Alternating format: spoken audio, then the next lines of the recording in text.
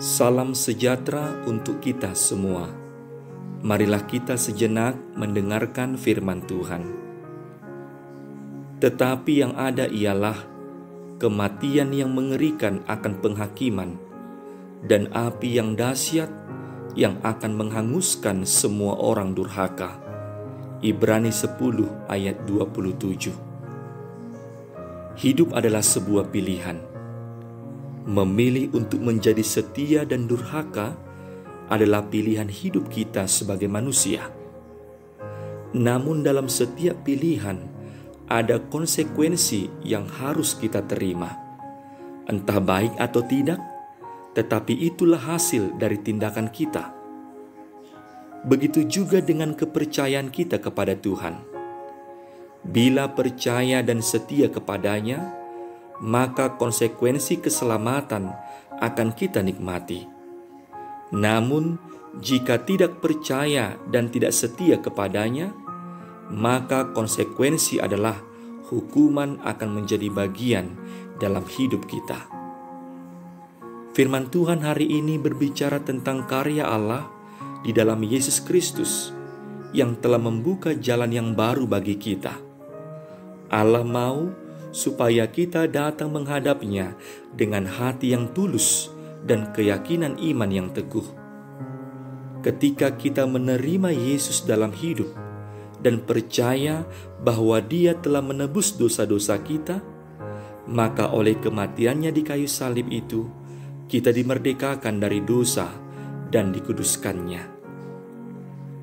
Dosa memang memberikan dampak mengerikan.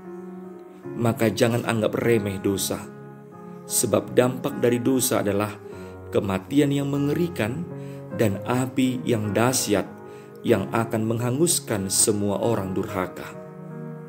Orang durhaka itu adalah orang yang sesungguhnya dikasihi Tuhan, namun ia memilih memberontak dan melawan firman Tuhan. Orang-orang seperti ini akan mengalami penyiksaan kekal dalam lautan api yang tidak terpadamkan. Dalam konteks surat Ibrani ini, dosa di sini adalah ketidakpercayaan, menolak untuk percaya dan menerima Kristus. Penulis mendorong orang-orang Ibrani yang tetap tidak mau percaya untuk mengerti betapa besar kasih Tuhan dan betapa besar kerugian mereka jika mereka tidak mau menerima darah yang mahal itu. Darah itu cuma-cuma bagi kita, tetapi tidak berarti murah dan tidak berharga. Justru karena terlalu berharga, manusia tidak sanggup menebusnya. Itulah darah Kristus. Bagi orang yang telah ditebus oleh darah Kristus dan telah memperoleh kebenaran, tetapi juga dengan sengaja terus berbuat dosa, tidak ada lagi korban untuk menghapus dosa itu, kecuali ia bertobat dengan sungguh-sungguh dan meninggalkan dosa-dosanya. Yesus adalah korban penghapus dosa. Dia mengalami kematian yang mengerikan karena dosa-dosa kita. Dia yang menggantikan kita orang durhaka dari api penghakiman yang menghanguskan. Di luar Kristus, tidak ada lagi yang menjadi korban penghapus dosa. Maka hargai karya penebusannya dengan hidup taat sesuai firman-Nya.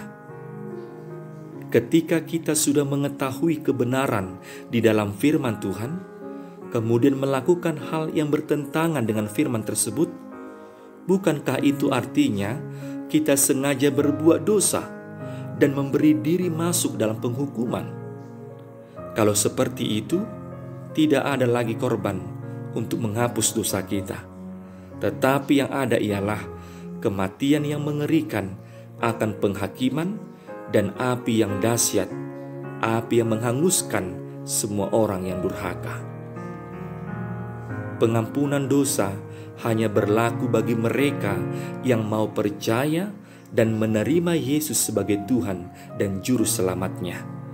Maka dari itu, marilah kita memilih Tuhan dalam hidup kita dengan menjadi anak-anak yang setia kepada Tuhan bertekun dalam pekerjaan-pekerjaan baik, dan saling mendorong dalam kasih.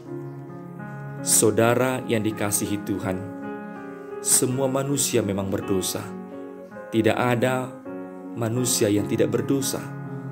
Tetapi jika ia mau sungguh-sungguh bertobat, mengakui dan meninggalkan dosa-dosanya, serta mau hidup di jalan yang ditunjukkan Allah dengan segenap hati dan jiwanya, maka semua dosa-dosanya akan diampuni oleh karena namanya. Meskipun penghukuman Allah adalah mutlak bagi setiap orang yang melawan kehendak Allah, tetapi pengampunan juga tetap disiapkan bagi mereka yang hidupnya berbalik dan bersedia bertobat kepada Allah. Janganlah sekalipun kita memberontak dan melawan firman Tuhan.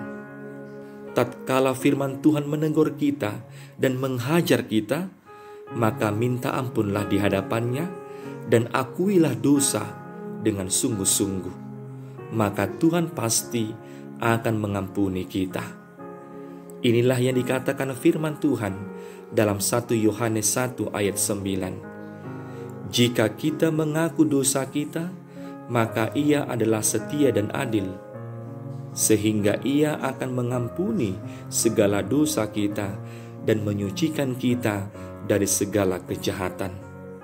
Setialah kepada Allah, supaya akhirnya setiap kita menerima mahkota kehidupan. Amin. Marilah kita berdoa. Ya Allah Tuhan kami bersyukur karena firman-Mu mengingatkan kami agar kami tetap setia kepadamu. Mampukanlah kami untuk menjauhkan hidup yang tidak berkenan di hadapan-Mu, agar kami tidak mengalami kematian yang kekal, yang mengerikan itu, tetapi menerima mahkota kehidupan yang Tuhan janjikan kepada kami yang setia kepadamu.